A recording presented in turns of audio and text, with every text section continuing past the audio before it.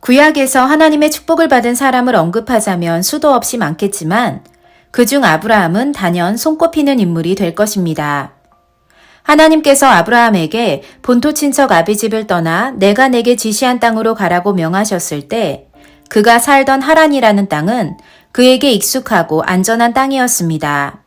하지만 하나님께서 명하신 가나안은 수많은 불확실성을 가진 그저 약속의 땅이었을 뿐입니다. 하지만 그는 그가 가야 할 그 땅이 어떤 곳인지 전혀 알 수 없음에도 불구하고 믿음으로 그 땅을 유업으로 취했고 순종하여 길을 떠났습니다. 믿음으로 그는 보이지 않는 미지의 그 땅에 자신의 집을 세운 것입니다.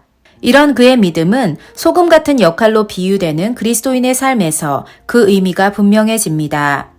소금은 나트륨과 염화 이 두 가지의 복잡한 요소의 결합으로 만들어집니다. 불행하게도 이 두 화학 성분은 단독으로 사용되면 사람을 죽일 수 있는 물질이 되지만 하나로 결합되었을 때 비로소 우리 몸의 필수 성분인 소금이 되어 몸의 정상적인 활동을 돕는 것입니다.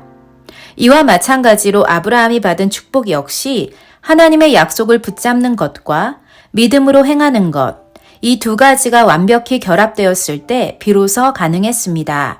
하나님은 늘 아브라함과 함께 하셨고 그가 하나님을 믿고 그 약속을 붙잡으며 한 방향으로 쭉 믿음의 길을 걸었기에 그것을 그의 의로 여기셨습니다. 그런데 여기서 아브라함의 믿음의 또 다른 정수는 그의 나이에 어떠함에 상관없이 하나님의 약속을 붙잡고 따랐다는 데 있습니다. 그는 75세라는 꽤 많은 나이에 고향을 떠나 약속의 땅을 향해 떠났고 아들을 주시겠노라 약속한 하나님의 말씀을 믿었을 때 그의 나이 100세에 아들을 얻게 되었습니다. 우리는 보통 60세 이후 은퇴할 나이가 되면 자녀 양육에서도 또 교회 일에서도 뒤로 물러설 나이, 즉 모든 것에 대해 은퇴라고 생각합니다.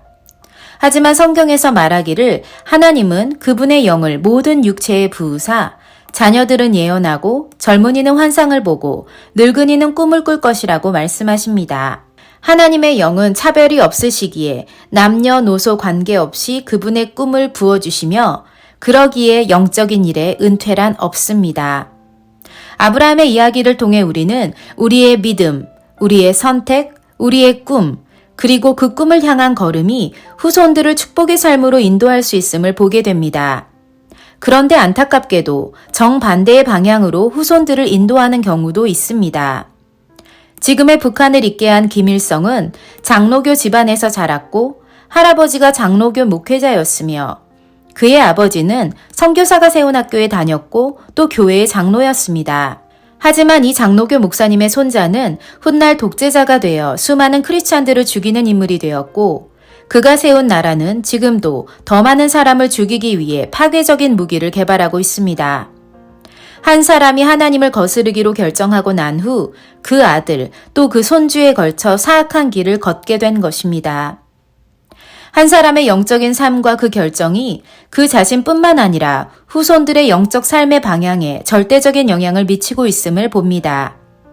원인이 없는 결과가 없듯이 우리가 만든 그 어떤 원인이 훗날 어떤 결과로 반드시 나오게 될 것입니다. 아브라함의 축복이 우리의 축복이 되기 위해서는 우리도 하나님의 약속의 말씀을 붙잡고 믿음으로 그 길을 걷기로 결심하며 또 그 방향을 향해 실제적인 걸음을 떼야 하는 것임을 기억하고 싶습니다.